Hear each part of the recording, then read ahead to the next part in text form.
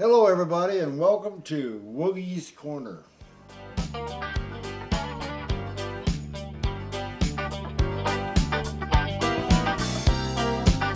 My name is Doug Jack.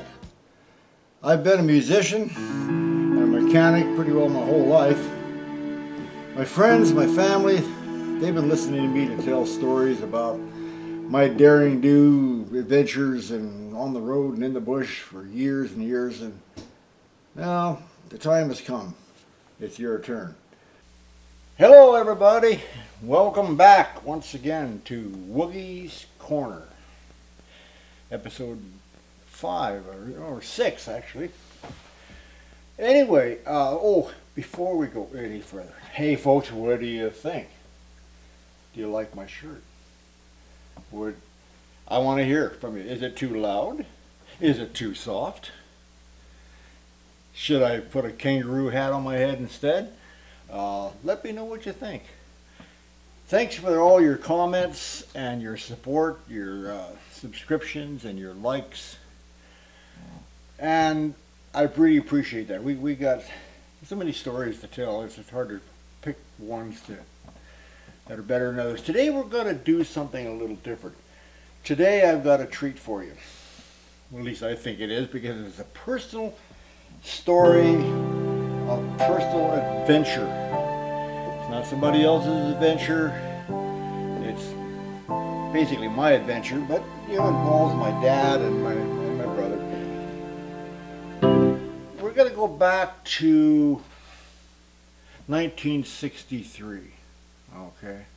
November 28th of 1963. Now we were living up at Jermison Landing, and I've mentioned that a few times in some of the episodes. If you put a map of BC down and stick your finger kind of to the northeast of Vanderhoof, which by the way is the geological center of BC, good old Vanderhoof. If you go up there about 150 miles to the northeast from Vanderhoof or so, straight up, take a look up there, stick your finger on that and take a good look, and you'll see Jermison Landing, Manson Creek, Tackle Landing, Tackle Lake, the Omanika River. Anyway, we had a mining camp up there. My dad was gold mining for a number of years. Went up there in 1959 and sold out in 1982. Fascinating place. I've got some wonderful stories about our years up there. In the meantime, I'm going to pull one of those stories right now. 1963, November 28th, involves a aircraft. In this case, it was a 1946 Fairchild high-wing bush plane, fabric-covered, tricycle gear with a tail wheel. Had a 6-cylinder inline 200 horsepower Ranger engine in it, and for you aviation buffs, no variable pitch prop or anything like that. Wheel paths on the wheels.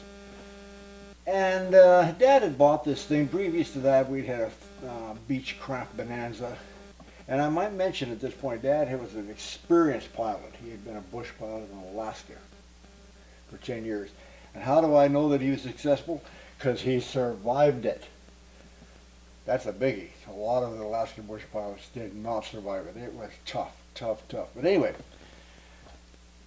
we used this plane, this Fairchild, to go back and forth to Jermison a lot. And Dad's philosophy in those days was, well, any time I guess, was that he could load everything he could into this thing, because he never wanted to go with an empty plane.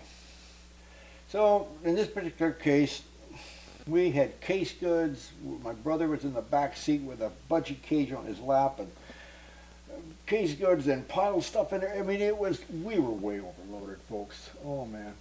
But Dad's theory was, if he can get that thing off the Prince George Airport, off the paved runway in Prince George, he'll get her down at Jermison on the 900-foot gravel strip that we had there. So anyway, that's exactly what we did. So we're going along, and I might mention this engine. This thing is built just after the war, Second World War. And their engines were military engines. They used to use them in the PT-6 trainers, and the Gypsy Moth, I think, used to use them.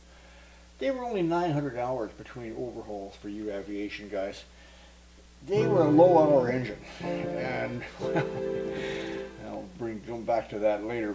So anyway, we took off from Prince George on this particular day, and it was kind of exciting because my brother and I were going to a weekend with our dad at Jefferson, just us guys. We left Mom at home, and we're going up there. This is great. So we left, and we're heading up. Now, we couldn't go direct because the weather was iffy. It was low lying areas we couldn't get through.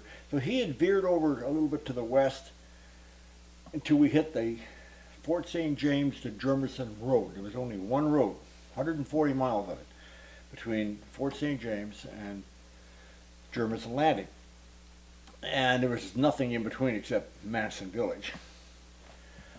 And anyway, we had veered over and he found the road, and so we were following the road. And I might just mention here that for your aviation guys, you know, or even the non-aviation people, when you hear the term IFR, that means Instrument Flight Rules, okay? That means you're on the gauges, okay? At nighttime, bad visibility in the clouds, snowstorms, whatever, you're flying by the gauges. Instruments, Instrument Flight Rules, IFR. Well, that's fine. In our case, Instrument Flight Rules meant I follow road, and in which case was the Jefferson Road down there. We're following this thing, and we're motoring along up there, probably about 900 feet above the ground, because the ceiling was fairly low. Now picture this, you got about 8 or 10 inches of fresh snow. It's into November. It's not snowing or anything, but it's low overcast, kind of cold, probably about minus 10 or something like that. We're going, and all at once, whoa, bang! And I say bang, I meant bang. There was a heck of a racket from under the hood, under the cowling of it. And all at once, I mean, she just starts hammering. Oh, gee, it sounded like somebody was in there with a ball-peen hammer. And just right now. Well, yeah, just, I gotta tell you, it woke us up. My dad, he said, take a look out there and see if we get making any smoke. So this thing had rolled down windows, just like a car. And we're doing about maybe 110 mile an hour. Roll the window down. And look out there. Yeah. Oh yeah. You know, we're making blue smoke like you wouldn't believe. And then this is just like a World War II movie, folks. And you look on the dash on this thing, and you got a oil pressure gauge. The oil pressure gauge is doing one of these, it's kind of flickering. And then all at once you see this little tiny streak of oil start up the windshield. Oh, this is not good, folks. Now I got to explain something. You might be thinking about this time, well, why don't you just land the thing? Well, if we'd tried that, we would have been dead. Okay, now this is where my dad's many years of bush flying and some really hairy tales from that and experience comes in. He knew that if we were to try to set that thing down, first of all, the lakes that we were going over, the Madison Lakes, they weren't frozen near enough to hold that plane. The meadows that were, a few meadows, they were really rough. You know what those northern meadows can be like, you know, they kind of tufts of grass and little stumps sticking up. And this thing with the tricycle gear with the tail dragger, we would have nosed over, we would have flipped over, probably caught fire. This would not have been good, folks. This would have been a bad situation.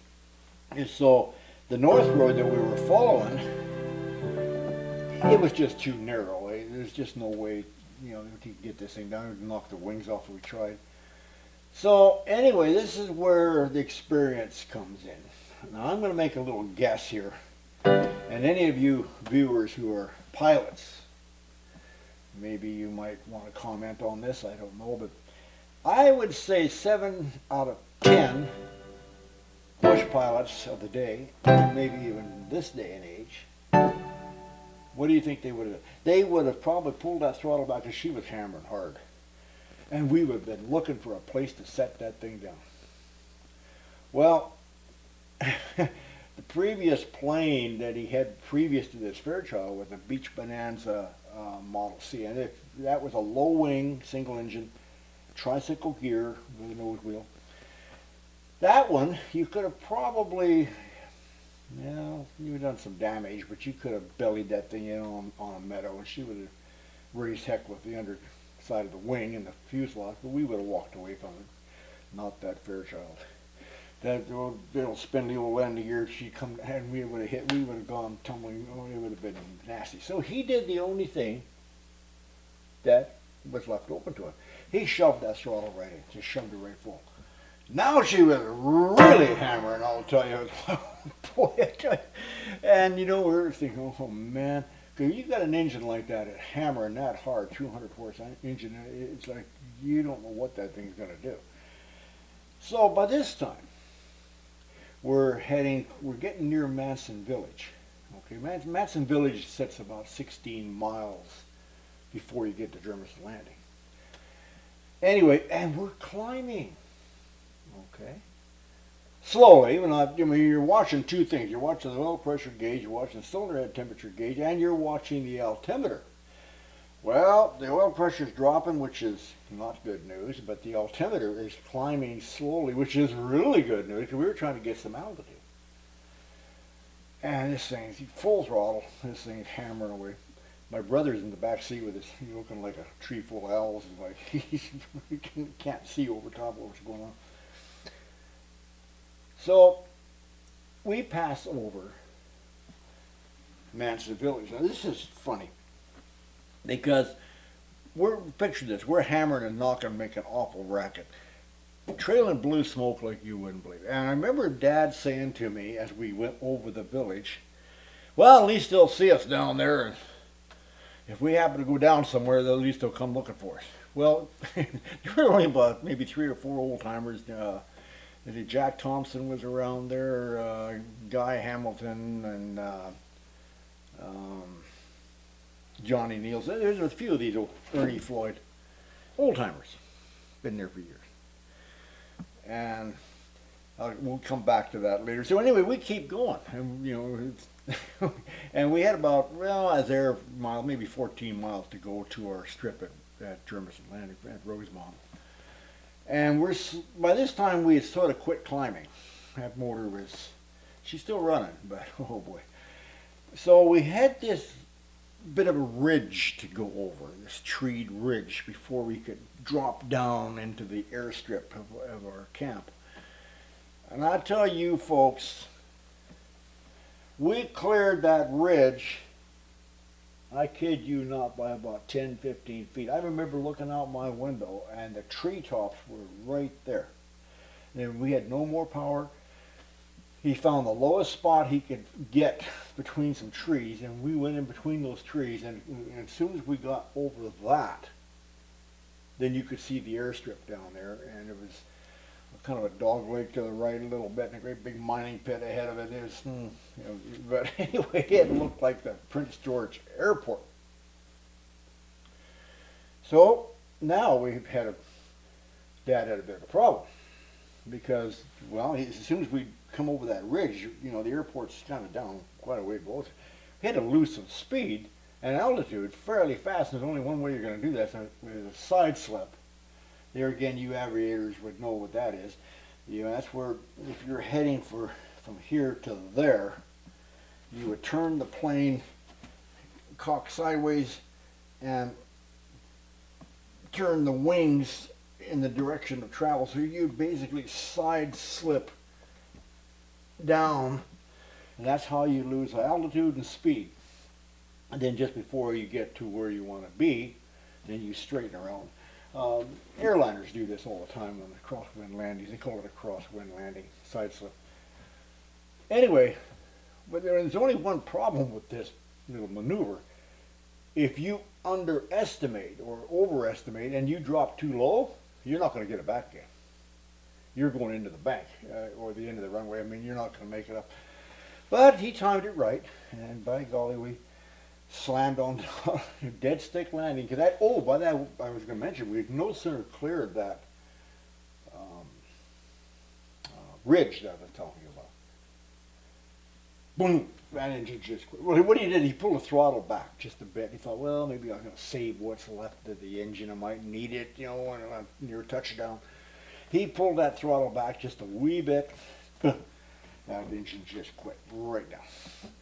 And I tell you, that's a pretty eerie feeling when you're used to having an engine up there in front of you, banging away when you're running. All at once it quits. It's not so fun anymore. It's like, whoo, shh. All you hear is this wind going by. Anyway, we side slipped it, plopped the thing down into 8 inches of fresh snow on the runway. I tell you, we were scared, folks. I mean, I think even Dad probably, we didn't have a lot of time. Dad was experienced, but the rest of it, I mean, I was what, 13 years old or something, and my brother was about 8. I mean, you know, there was moments up there we didn't think we were going to make it. I mean, you just like, yo, if we crash this thing, this is going to be bad. And anyway, boy, I tell you, there was a lot of smiles when we got out of that plane. And it was kind of late in the afternoon. It was starting to get dusk. But we walked on back down to the camp, and we fired up our old Dodge Power Wagon and drove it up there and hooked onto it. Drugged the plane down to the house. And the next day, we went out and had pulled the cowlings off the engine. Dad wanted to have a look and see what happened. Well, you could look right through the crankcase. Number 5 rod had broke, and the end of the rod had flailed around and knocked the sides out of the crankcase on that thing. And you could look right through the crankcase. And so she was basically running on 5 cylinders with that number 5 piece of connecting rod. That was the ball peen hammer in there, and it was just beating the heck out of everything. It's amazing that thing lasted. But they were a tough engine. They really were. And anyway, I'll end this story with, about a week later, we had occasion to go over to Manson Village and visit with the old timers over there. I can't remember why we went over, but anyway, we're sitting in the house, and there was Mr. Hamilton and old Ernie Floyd sitting there. So we said, yeah, we flew over Manson about a week ago.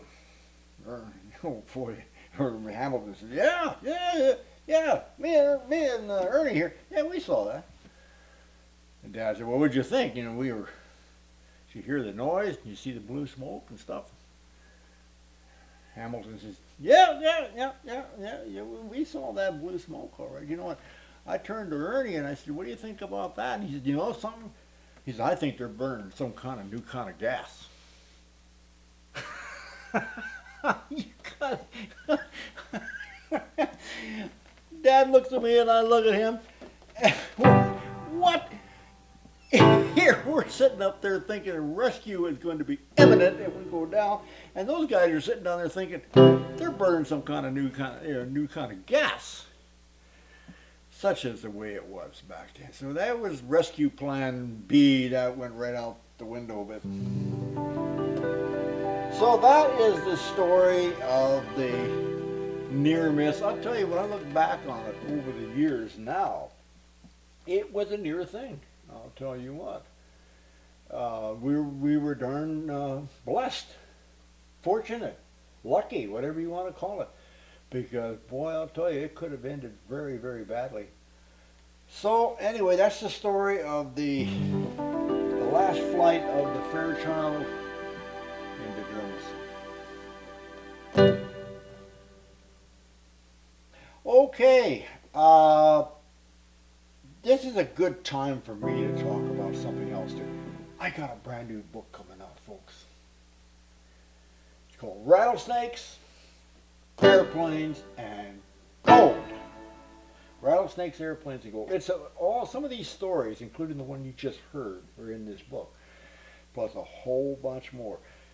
Covers from our years in Nevada, Idaho State, my dad's years in Alaska as a mining man and bush pilot up there, then our early years in the Germiston Landing area with the placer gold mining. And I'm really proud of the book. It's a kind of a true adventure autobiography. But it's coming out under Friesen Press out of Victoria, probably sometime in June, I'm guessing. Just leave comments if you would like to mention anything about the book, or maybe reserve a book. You can do that. I'm not sure the details of where it's going to be sold yet, but I'll be keeping you posted.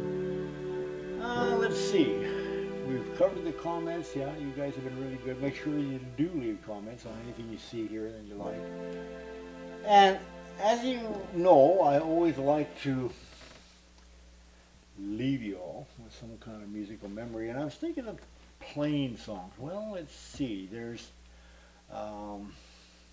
Gordon Lightfoot.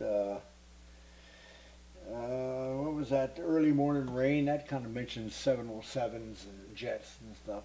But I couldn't think of anything. Then I got thinking about the late great John Denver. And he had so many songs out, Country Roads and Rocky Mountain High. But one of the songs he had, an early song for him, about 1966, I believe it was Leaving on a Jet Plane, which was covered by Peter, Paul, and Mary. And, a host of other artists, I'm sure. So why not do something by John Denver? All my bags are packed, I'm ready to go. I'm standing here outside your door. I hate to wake you up to say goodbye. The dawn is breaking, it's early morn. Taxi's waiting, he's blowing his horn. Already I'm so lonesome I could die. So kiss me and smile for me. Tell me that you'll wait for me. Hold me like you'll never let me go. I'm leaving on a jet plane. I don't know when I'll be back again. Oh babe, I hate to go.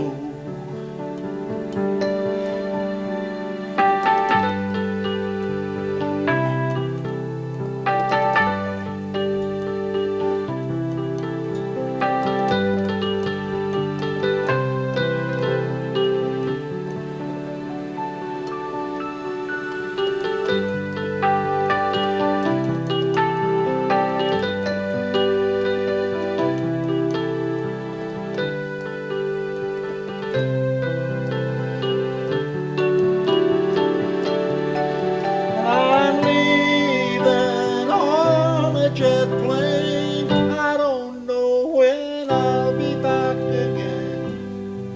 Oh babe, I hate to go.